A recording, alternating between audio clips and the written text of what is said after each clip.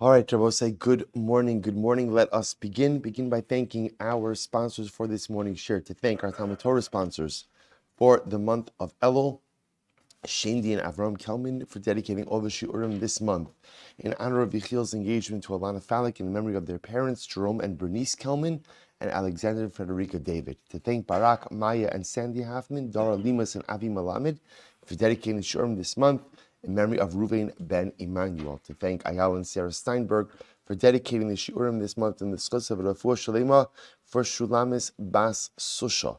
The Daf Yomi shir in the schus of Refuah Shalema for Yehuda ben Michal. Our week of learning sponsors, Jeff and Karen Cohn, in commemoration of the yahrzeit of Jeff's mother, Eleanor Cohn, Elga Bas Binyamin, and we thank all of our sponsors for their dedication and generosity. All of the Neshama should have an aliyah, the families in Nechama, and all of those who require a refuah should have one together with Kol Cholei Yisrael. And also with that, let us begin. I'm sorry we're getting started just a moment late. I also apologize for the confusion that's happening with some of the Sfarim. Obviously, the tables were moved yesterday. It looks like some of the Sfarim got misplaced, so my apologies for that. So we'll say, so let us begin. Today's daf is Ayin Tes 79. We are picking up on Ayin Chesman base 78b. We're picking up pretty much like right in the middle of the daf. Rav Papa Amar. Rav Papa says, Lo Kashya. Ultimately, again, there is no contradiction. Ha Rabbi Yehuda alibad Rabbi Gamliel. Ha Rabbi Chanina ben Akavya alibad Rabbi Gamliel. I will say two different versions of the positions of Rabbi Gamliel. So the Gemara says, but one second, is Rabbi Chanina ben Akavya kibei Shammai? Is Rabbi Chananya ben Akiva holding like holding like Beis Shammai? Hachi Kamar, this is what it means to say. Lo nechlaku Beis Shammai Beis Hillel al davar zeh. Ultimately, we'll say, according to this approach, Beis Shammai and Beis Hillel did not argue in this first case. Rav Shmuel Dami Tarbayu. So we'll say Rav and Shmuel have a different version of this, and they explain. Bein shenaflu la nechasim achlonis arsa, bein shenaflu lechasim mishenis arsa v'nises, habal motzi miyat halakucho. So we'll say, now listen to this. Rav and Shmuel have a little bit of a different version, and Rav and Shmuel explain as follows. They hold that whether she inherited property before Erisin, whether she inherited property during Erisin and then got married, right, and then had Nisuin, ultimately, habal miotzi miyad al kuchos. The husband has the ability to go ahead and extract the property from the purchasers. So the Gemara says, Kiman, Rabbi, whose opinion is this? Now, this, of course, is a little bit of a different version, right? And in this version, what the Gemara is saying effectively is that no matter when she inherits, if halacha lamaisa, she sells the property during the marriage, husband has the ability to go ahead and extract those sold properties from the purchasers. So Kiman, whose opinion does this reflect? Both say it's neither like Rabbi Yehuda, nor is it like Rabbi Chanina ben Akavya. So who does it hold? So in Huda Amri Krabasenu, they hold like the position of the rabbis. What did the rabbis hold? The Sanya, Rabosenu Chazru v'Nimnu. The rabbis went ahead and agreed. Bein shenaflu ad shelotis ares, bein shenaflu minishinis arsa. Whether a woman inherits property before Erisin, or whether she inherits it during Erisin, and now there is Nisuin, v'nises, habal motzi miyat halakuchos. Ultimately, again, the husband has the ability to go ahead and extract property from the purchasers. I will say, we'll discuss the halacha. So I just want to point out, in a pretty dramatic turn, the Gemara seems to be headed down a different direction, which is anytime a woman sells property during marriage, during Nisuin, husband has the ability to go and extract that property from the purchasers, even if halacha lamaisa, that property was inherited by her prior to marriage, even prior to Erisin. Again, we'll see the where we kind of fall out in the halacha lamaisa. So let's see the Gemara. Mishani says ela ve'ela modim, but however halacha lamaisa, everyone agrees that during Nisuin, if she sells property, he has the ability to extract it. Says the Gemara, Lema Tanina Takanas Usha. So we'll say, why not just mention over here Takanas Usha? Because what happened by Takanas Usha? In Usha, they instituted the following policy.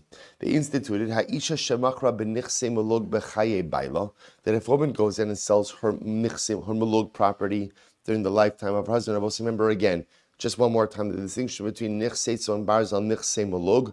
Nichse tzon barzel is property brought into the marriage, appraised, and that value is put into the ksuba. The husband is obligated to secure that value in the event of death or divorce.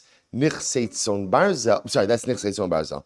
Nichse mulug is property that's not assessed, right? It's not, no, assessed is the wrong word, appraised. It's not appraised at the onset of the marriage, but rather, again, she brings it into the marriage.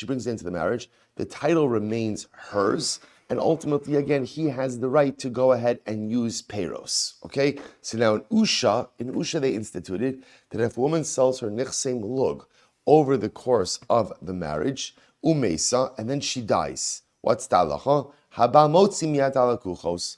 Ultimately, the husband has the ability to go ahead and extract the property from purchasers. So we'll say, so essentially what Takanas Usha is saying is that what? A husband has the ability to extract property from purchasers, to which the Gemara says it's two different cases. Masnisin bechayeha ula peiros. And we'll say, our Mishnah is talking, interestingly enough, about the ability of a husband to go ahead and extract property from purchasers during the lifetime of his wife. Right? So remember, again, that's what our Mishnah is focused on. She sold property during her lifetime. Now we're talking about husband's ability to extract that property while she's alive. However, masnisin bechayeha ula peros, takanas usha begufa shal karka ula achar misa. So I will say our Mishnah is really focused on a husband's ability to use the property and to extract the property from purchasers while the wife is alive. Takanas usha is focused on a husband's ability to extract property after she has passed away. So two different cases. So I'll say, let's finish up. Rabbi Shimon cholik bein nechasim. So Rabbi Shimon goes ahead and makes a distinction. It's actually very interesting. So between property that the husband knows about and property that the husband doesn't know about. So says the Gemara. So I'll say, I'll just mention, just before we go on, let me give you a little bit of halacha lemaisa. So the Rambam in Hilchos Ishus, Perek Chaf Beis, halacha zayin, says, Kol nechasim sheyish leisha. Whatever property a woman has, meaning nichse tzon barzel or nichse mulug, the halacha is during the lifetime of the wife, husband eats the peiros. Right? Husband gets the benefit from it, and ultimately, again, if she dies, he inherits her. Therefore, listen to this. Therefore, if a woman sells off nichse mulug after nisuin, habal motzi aperos miyad ala kuchos kol yimei chayah. Supposed to listen to this. So ultimately, again, if a woman sells nichse mulug during her lifetime, what's the halacha? A husband is fascinating. A husband has the right to seize peiros from the purchasers. You hear this, what I'm saying? Not the guf, not the actual property itself, because he doesn't own the property. What does the husband own during his wife's lifetime? What does he own? Peiros. Therefore, I will say, let's watch this. Rachel owns a field. During Nisuin, Rachel sells the field. Reuven, husband, has the ability to go to the purchasers and extract peiros from the field from the purchasers. Not the karka itself, because he doesn't own the karka, but he does own the right to the peiros. Aval lo gufa karka, husband doesn't have. Mesa, if she dies, then husband has the ability to go ahead and extract the property from the purchasers because he is now the inheritor of that property. So we'll say, so fascinating. So she could sell, but if she sells, ultimately, again, he could extract peiros from the lekuchos, but not the karka itself. So the Gemara now says, when is this? When is this so? So Rabbi Shimon makes a distinction between property he knows about, property he doesn't know about. So says the Gemara, Eluhain Yuduin, Ve'eluhain Shein Yuduin. We'll say, what are properties that the husband knows about and properties that the husband doesn't know about? To which the Gemara says, Rabbi Yossi, Rabbi Chanina, Yuduin Mekarkoi, Shein Yuduin Metaltali. So we'll say, so Rabbi Yossi, Rabbi Chanina says, known property means real property. Unknown property means movable property. Rabbi Yochanan Amar Elu Ve'elu Yuduin Hain. ultimately, again, both of those, we'll say both movable property and real property, are called known property. I ve'elohein she'enin yidduin. So we'll say what then is an example of unknown property? Kol she'yosheves kan v'naflu lo nechasim m'medinas hayam. I suppose a good example of this would be she owns property overseas that he literally does not know about. That supports this. Eluhein she'en yidduin. So what's the example of unknown property? Kol she'yosheves kan v'naflu lo nechasim m'medinas hayam. Any time where she's living in one place and she inherits property in a different place. And I just want to point out that indeed the Rambam mentions this, and the Rambam says, when is this so? When is what so? That if a wife goes in and sells property during her lifetime, right, the husband has the ability to extract payros from the purchaser, and ultimately if she predeceases him, he has the ability to extract the actual karka from the purchaser. When is that? Medra Murim, benechasim hayidun lebal. This only applies to property the husband knows about. So I will say, but, for example, if ultimately she owns property overseas and he does not know about it at all, and she sells the property, the Rambam Paskins, Michra Kayim. Ultimately, again, such a sale is absolutely valid, and even after her death, he doesn't have the ability to collect that property from purchasers. Incredible. Let's go weiter. We'll say this is a fascinating case. Let's listen to this. There was a woman who was getting married. Now Rashi points out she was an almana. Second marriage. This woman, we'll call her Rachel. She was married to Ruvain. She's widowed from Ruvain died. She's now going to marry Shimon, not a brother, not Yibum, just a second marriage, right? Second marriage. As we're going to see, she has kids. He'll say she does not want her husband, her new husband, husband number two, to have any rights in her property. So we'll say, what does she want to do? So literally translated, she wants to literally cause her property to run away from her husband. In other words, she wants to shield the property from her husband. So she has a great chap. What does she do? Kasavtinu lebarte. She wrote a document gifting the property to her daughter. Then I both say, did she actually mean to gift the property to her daughter? Absolutely not. It's a shtickle sham. In other words, she's writing a document so that it looks like she's gifted her property to her daughter prior to marriage. Therefore, her husband has no rights in this property. Okay, so what happens? Well, say in Saba, Rachel gets married to Shimon. Sure enough, it doesn't work out. Not sure enough, but chances are, if you're the kind of person who's not willing to share with your husband, it's probably not going to work out, right? But Lamais, again, so ultimately, again, they get divorced. Vizgarsha. So now what happens? Rachel goes to her daughter, and what does Rachel want from her daughter? Rachel wants her property back. So they come before Rav Nachman. Rav Nachman says, Mom, no, you gave me the property. Here's the shtar. Here's the document. She produced the shtar in Beis Din. What happened? So Kare Rav Nachman the shtar. Rav Nachman saw the shtar. He tore it up. Wow.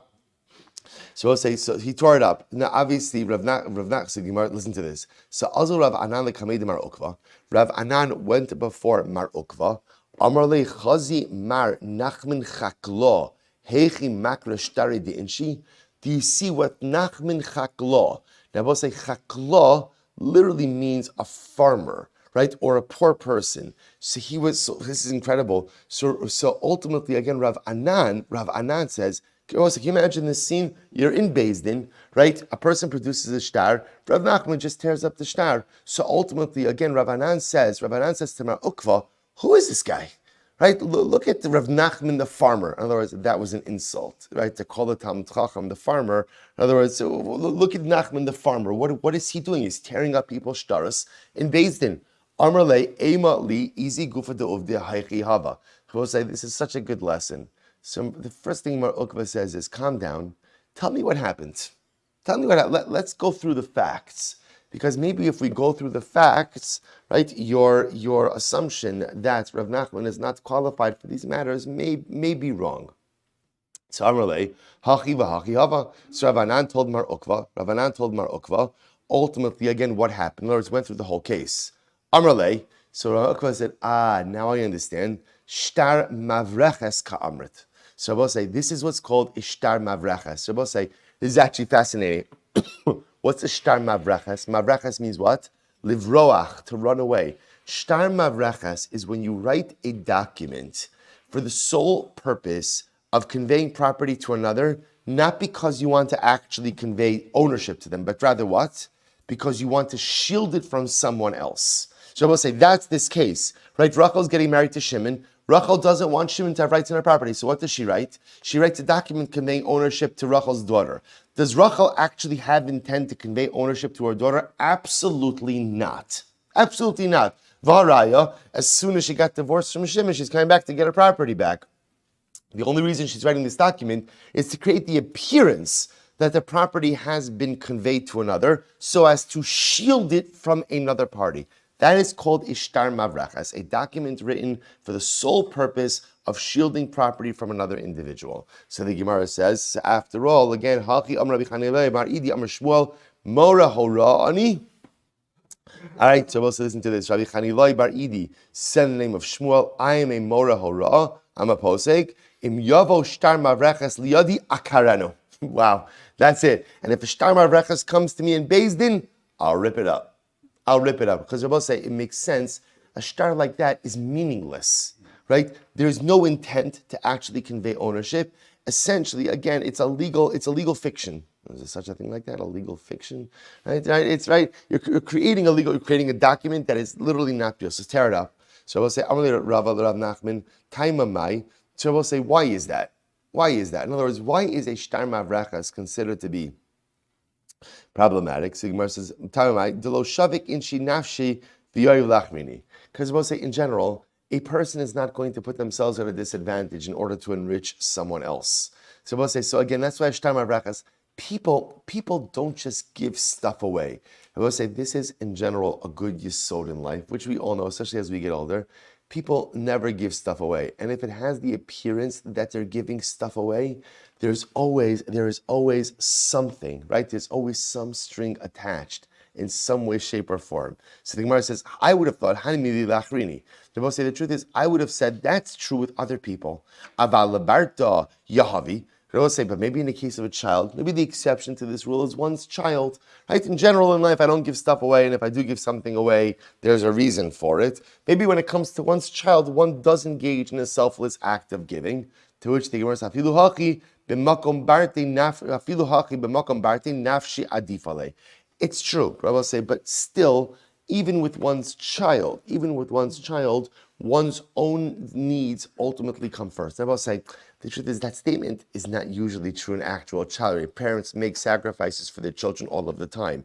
The point the Gemara is making over here in a context like this, we clearly see that it was not Rachel's intent to gift something to her daughter, right? What was her intent? To shield the property from her new husband. Incredible. Meisveis, well said, Gemara is a kasha. If a woman wants to shield her property from her husband, Kate said he osa. What could she do? Koseves shtar pasim la'achem direb Shimon Gamliel. She can write a shtar pasim. I will say, we actually had shtar pasim. Remember again back in Yevamis. Look at Rashi. Rashi's almost right across. What's a shtar pasim? Piyusim shemifaisaso lekabel matona zu lafkia zuchos baila kodim nisuin v'lo sheyiska mekabel. I will say, by the way, the classic case of shtar pasim I'll point out is, I will say, let's say I come over to you and I say, listen, I'm trying to secure a loan from the bank. Trying to secure a loan from the bank. Do me a favor. Let's write up a loan document that you owe me $1 million. Not collectible. I got it. You don't owe me. But just write it up. So that way I can walk into the bank and I can say, look, I have an IOU. Right? In other words, I have a loan that's coming due to me. So we'll say, so the same idea, the Gemara says a woman wants to go ahead and shield her property from her husband, she could convince someone to go ahead and be the recipient of a gift, so to speak, and write up a gift document in which she conveys ownership of the property to another party. So what I say, the Gemara says, these words are Rabbi Shimon Gamliel. Chum say, well, if you do that, ultimately the recipient, I will say, in other words, the recipient in that shtar could really pull shtick. Right? How could the recipient pull shtick? I will say how. Because now, I will say, like this case, because now when the conveyor, let's say the woman, wants to get her property back, the recipient could say, what are you talking about? We have a shtar. We have a shtar, and ultimately the recipient could use that shtar to solidify their claim. Ad shetichtov lo, the only way to ensure that the recipient doesn't pull shtick is how? Shetichtov lo mehayom u'lechisha erza. I will say what you do is you include this clause that this transaction is valid mehayom from today if I choose to activate it. See, it's interesting. So what you do is you put in the document an activation clause. Fascinating. And the activation clause says, this document is only activated should I willingly accept it from today and forward. Very interesting. Look at Rashi. Asher tichtov, Rashi is right across. Asher tichtov, b'shtar ze mehayom yisunu lecha u'lechisha ertze yesh kan abracha mibayla. So we'll say shimba liskos tomar eni rotze. We'll say this way, if the recipient wants to pull shtick, she could simply say, I do not want the transaction to be void. If the husband tries to take ownership of the property, then she could activate the document. Fascinating. To which the Gemara says, Taima, the kas v'lehachi. The reason ultimately against such a shtar like this will work is because she wrote this clause. Ha lo kas v'lehachi kanen lokeach. Rabbi say, had she not gone ahead and written this clause, ultimately the purchaser or the recipient would acquire it. Rabbi say, sounds like what? That a shtar havracha actually does convey ownership to the recipient. Fascinating. Rabbi say, you're right, there are different cases. Sometimes the shtar havracha will work, sometimes it won't work. So ultimately, again, it depends. Is she conveying over all of her property? Is she conveying over some of her property? Ultimately, again, the Gemara says, if she's conveying all of her property, we don't look at this as a real transaction because we assume a person is not going to want to self-impoverish, right, willingly. Versus if she's going ahead and conveying over a piece of her property, then inachinami, in that case, the shtar havracha ultimately could work. To which the Gemara says, V'i lo kanini lokeach nikninhu bal. But if that's the case, I will say at the end of the day, if a shtar havracha doesn't work, and therefore again, I will say, let's go back to our original case. Rachel's getting married to Shimon, Mazel Tov, second marriage. She's looking to shield her property from her second husband. So what does she do? She writes a document conveying ownership of her property to her daughter. Right? Shtar havracha. Let's assume for a moment now we're talking about a case where she's conveying all of her property over to her daughter. Okay, so now we know you're conveying all of your property over to your child. No, you're not. You're just simply going ahead and trying to shield the property from your husband. So we say that what? Such a shtar is invalid. And that's why, again, when that case came before Rav Nachman, what did Rav Nachman do with the shtar? Tore it up. So now if that shtar is really invalid, that means Rachel's daughter doesn't acquire the property. If Rachel's daughter doesn't acquire the property, who should acquire the property? The husband. So why doesn't the husband acquire the property in such a situation? Amar Abaye, asom kinichasim she'ein yiduin lebal v'alibid Rabbi Shimon. They both say this is fascinating. Essentially, in this case, where she conveys ownership of the property to her daughter or to any third party, we make it like property that is unknown to the husband, and therefore, like Rabbi Shimon, and therefore, again, he has no rights in it. So both say, what comes out from this sugya is very interesting. That essentially, both say, there's something called the shtar havracha, also known as the shtar pasim. Same idea, where when you have a shtar where it's clear. I will say that what's not my intent with the shtar? I know that's bad English. What's not my intent? To convey ownership, right? What is my intent?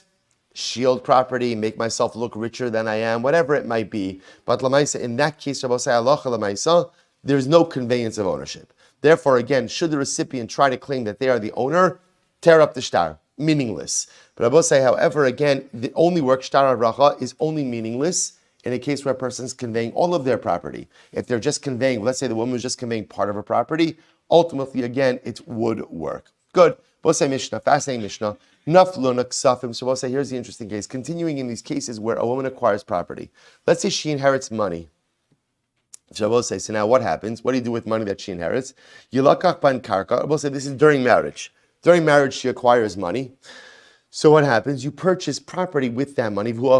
She owns the property. He gets the peros of the property. Peros atalushim in a karka. But so let's say she inherits detached produce. So what do? Yilakach bahan karka. You sell the detached produce. Use the proceeds to buy karka. Fuachal peros. And ultimately, again, she retains title. She owns it, but he gets peros.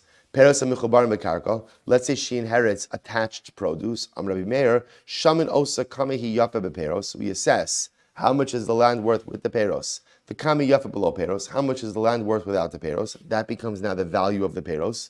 Umosar yilakach behen. Umosa yilakach ben karka.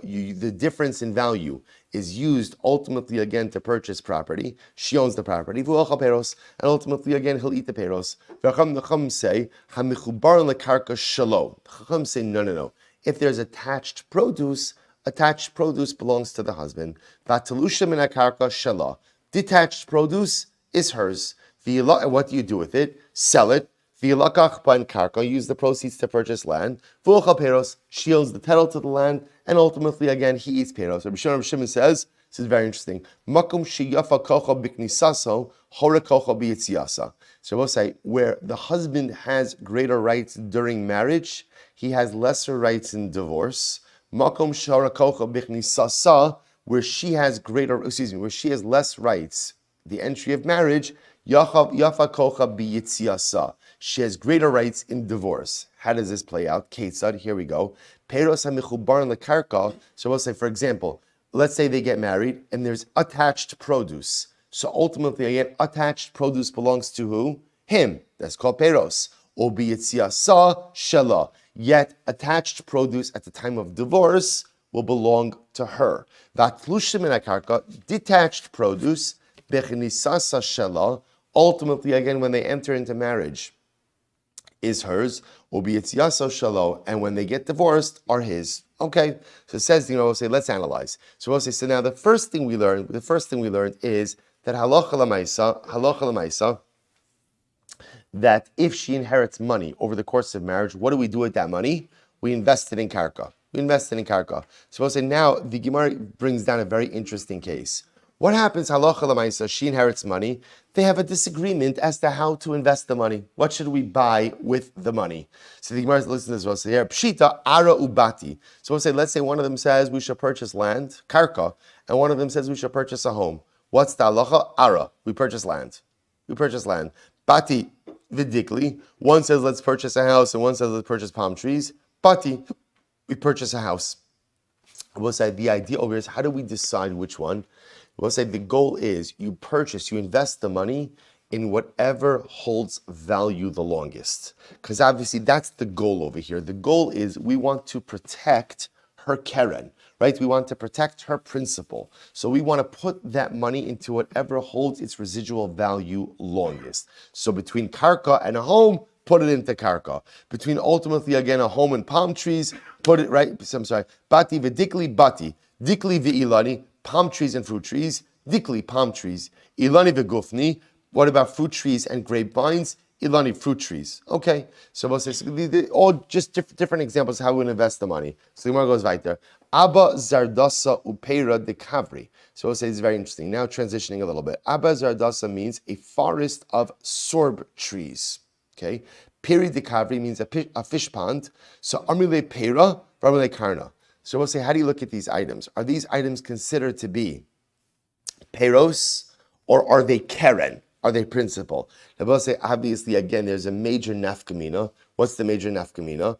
Ultimately, again, keren is hers, peros are his. So ultimately, who gets to use this? So we'll say, this is fascinating. Klala de milsa. Now we'll say, here is the klal. How do you determine what's keren and what's a pri? So the Gemara says, klala de milsa, gizo machlif, anything that regenerates, Peira. Ein gizon machlif, anything that doesn't regenerate, ultimately, karna is keren. That's it, I will say. That's the guiding light principle. If it regenerates pri, if it doesn't regenerate, ultimately keren. Amr Zera, Amr Boshi, Amr Yanai, Amr Abba, Amr Yanai. Hagonev, interesting case over here. Hagonev, Amr Beis. Hagonev Vlad Behemas Melog. We'll say, listen to this. Let's say you steal the offspring of a malug animal. So just to be clear, what's a malug animal? Right? Rachel marries Ruvain, and what? She brings in sheep into the marriage. Okay, so now what happens? The sheep, Mazel Tov, has a baby. Right? The sheep has a baby. So this is what's called Vlad Behemas Malug, the offspring of a malug animal. Now what happens? Okay, just to further complicate a little bit, someone steals the malug animal. Then ultimately, again, the thief is found. There's an obligation of kefel, double payment. Who gets the kefel? Who gets the kefel? So listen to this. So Vlad behema. So now Abbas says, so this is all of these. We'll call it Rabbi Yanai. Rabbi Yanai says, if a person steals the offspring of a malug animal, the thief is found. They now pay kefel, double payment. Who gets the payment? Leisha. Interesting. Ultimately, again, the wife gets the double payment. So both say, take a look at Rashi for just a moment. Tashlumi kefal leisha. Both say second line down, 79b ayin testament days. Tashlumi kefal leisha. V'lo lebal, not to the husband. Kasakadaitcha kasavar einav vlados peri ele keren v'yilakach ben karka. So both say, it's actually very interesting. So what does that tell you?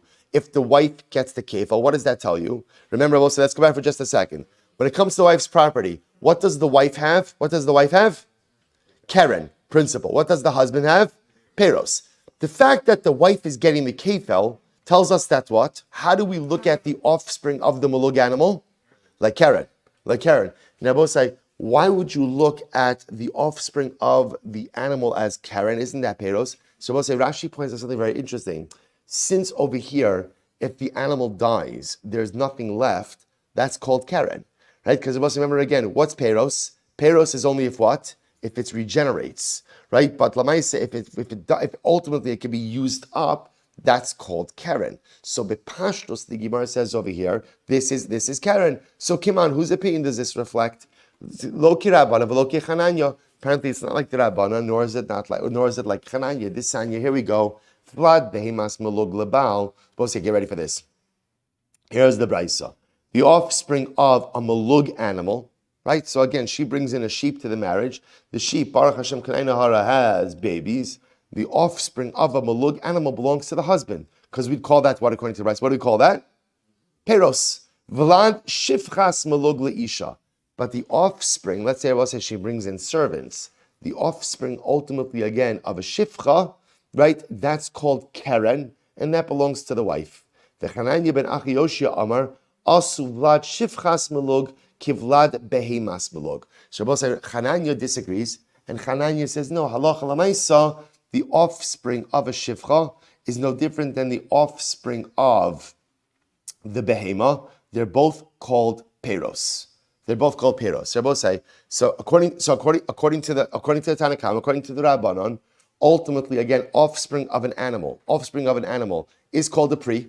According to right, but offspring of a shifcha not. According to Chananya, both offsprings are like a peros. Either way, we have a problem because what did the Gemara just say before? If you steal Vlad behemas malug, right? You steal the offspring of a malug animal. The thief is found. The thief pays kefel. Who gets the kefel? Who gets the kefel? The wife. Which seems like that's saying that the offspring of a malug animal is Keren, not peros. And the problem is, everyone just quoted, both Chananya and the Rabbanon hold that offspring of a malug animal is peros. So what's going on over here? To which the Gemara says, no. Afilu tema divrei hakol pera takino la Rabbanon. The Rabbanon instituted ultimately that the husband should have peros. Pera de pera lo takino la Rabbanon. They will say, what does the husband have rights to? Peros. Peros. What doesn't he have rights to? Peros of the peros. They will say, what's an example of peros of the peros? Kefel. Kefel. So we'll say, think about this. The husband has a right ultimately again to the offspring of the malug animal. That's called peros. But now kefel that comes from the offspring of the malug animal, that's peros, that's pri de pri. That's a pri. Oh, who said the husband has rights to that? That was never instituted. That's why halacha lamaisa, the kefil goes to the wife. It's great. To which the Gemara says, Bishlam ala Chananya. According to Chananya, this makes sense. Why? Hainu delo chayshina lemisa. So we'll say, because in general, Chananya will say, we're not worried that the mother is going to die. In other words, whether it's the mother of the animal or the mother shifcha. So the mother animal, right? The mother animal and the mother shifcha, that's the Keren. That's the Keren. And that's why, according to Chananya, the offspring is considered to be the pri. All right? And we're not concerned that the mother animal, mother shifcha is going to die, and therefore the Karen's gone, and therefore the Vlad becomes the Keren. So the Gemara says, El Rabbanan, so here's the problem. And that's why Chananya holds both the offspring of the animal and the offspring of the Eved belongs to the husband. It's considered to be a pri. The problem is according to who? The problem is according to the Rabbanon. Because the Rabbanon say the offspring of an animal is a pri and belongs to the husband. The offspring of the shifcha is what? Is keren and belongs to the wife. Why that distinction? Al Rabbanon, if we're afraid that the mother's going to die, ultimately again, then even the offspring of the animal should be keren and therefore should belong to the wife, not to the husband. And if the Rabbanon are not concerned for the death of the mother, then afilu vlad shifchas melug nami. Then ultimately the offspring of the melug shifcha should also belong to the husband. To which the Gemara says, you're right. The olam chayshina lamisa. In reality, in general, we're concerned that the mother is going to die, both by the melug animal and by the shifcha melug, by the melug shifcha. We're afraid the mother is going to die. So I'll say, so what's the issue? What's the issue? Listen to this. V'shayni behema di'ika ora. Rabbi say, here's what's fascinating. So I'll say, let's work backwards. So in the case of where, let's say, the woman brings in a shifcha, she brings in a maidservant, and that's nichsei malog. Now the shifcha has a child. So what's the halacha with the offspring of the shifcha? What's the step? What's the halacha? Who does it go to? It goes to the wife. It's considered to be keren. Why is it considered to be keren? Because the Rabbanon are concerned that maybe the shifcha is going to die, and if the shifcha dies, there's quote unquote nothing left, and therefore the offspring becomes the keren, and that's why that belongs to the wife. In the case of an animal, even if the mother dies, I will say there is still residual keren. What's the residual keren if the melug animal dies? What is it? The hide, the wool. In other words, there's still keren that's there. So as long as there's still keren that's there, that's why the offspring of the melug animal will be considered to be a pri and will ultimately belong to the husband. Incredible. Amar Shmuel, halacha kechananya. That's how he passed about say, namely what?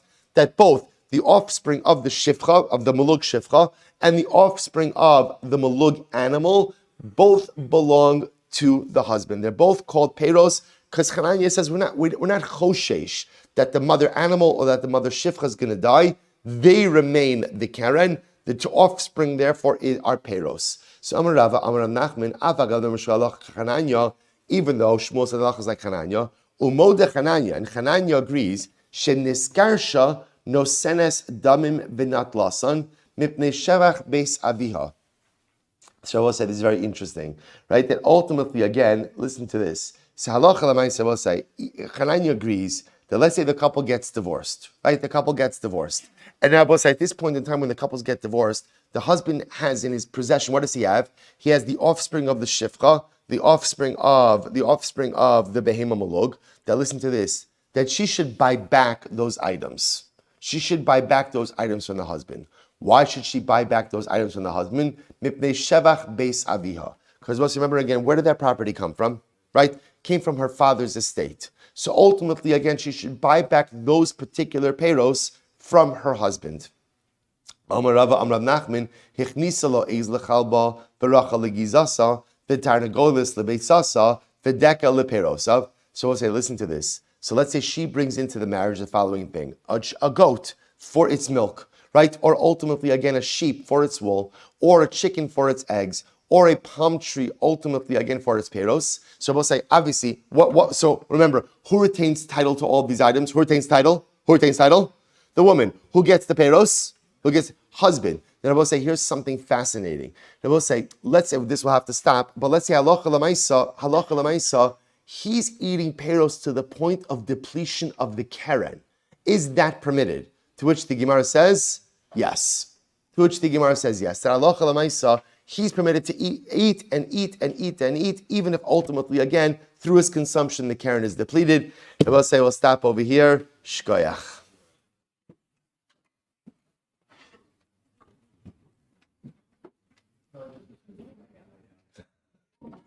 Nathan.